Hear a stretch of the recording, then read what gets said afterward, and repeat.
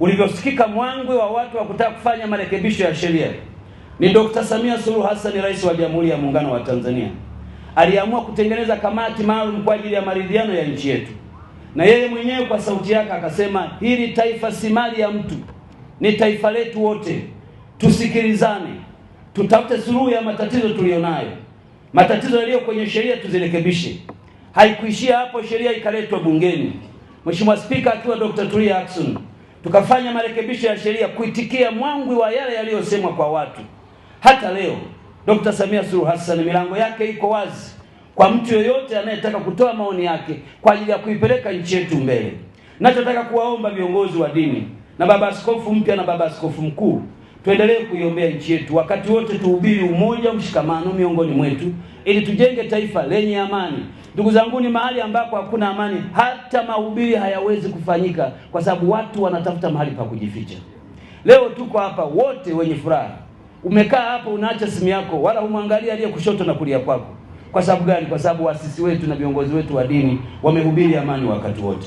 Tuikumbatie amani hii, tuilee, tuitunze, ili watoto wa watoto wetu wakute taifa ambalo lina amani na utulivu. Na Kanisa Anglikana ni kielelezo cha kuhubiri amani.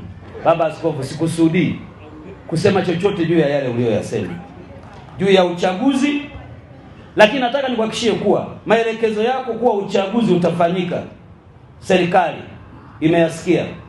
Na kwa kweli sikumbuki kama kuna mpango wote wa kuahirisha uchaguzi. Uchaguzi utafanyika. Tuombe Mungu uchaguzi ufanyike kwa huru na haki kama ambavyo katiba yetu inataka. Uchaguzi ni tukio na jambo la kikatiba. Tunasikia mengi humo mitaani, wako wanaosema tuahirishe uchaguzi, wako wanaosema tuendelee na uchaguzi. Tuliase kanisa na taifa, tutafanya jambo baya kabisa kama tutafika mahali na kufanya maamuzi ya kusema tunaahirisha uchaguzi. Tutaingia kwenye mgogoro mbaya wa kikatiba na hatimaye tutajikuta kwenye mashinikizo yasiyo na sababu. Machangamoto yanayotokea kwenye mambo na mwendo ni sehemu ya maisha, yanapaswa kufanyiwa kazi.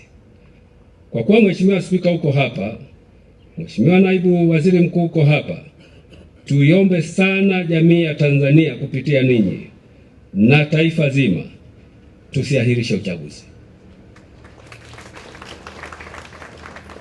Mtatuingiza kwenye mgogoro ambao mwisho wa siku hatuna pa kwenda. Nchi tuliopewa na Eden, tuliopewa na Mungu ni hii. Kwa kama ziko changamoto, tuombe mkae mzitengeneze.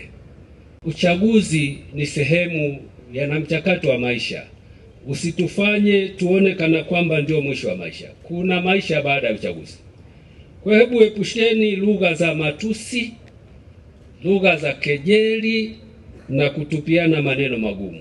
Mna watoto na wengine wetu, nyinyi ni waumini wetu. Sasa mwatupiana maneno afu mkija hapa mwataka tuwashirikishe. Tuwashirikishaje sasa? Kwa hiyo niwaombe mpunguze maneno makali. Uchaguzi usitutenganishe, utuunganishe.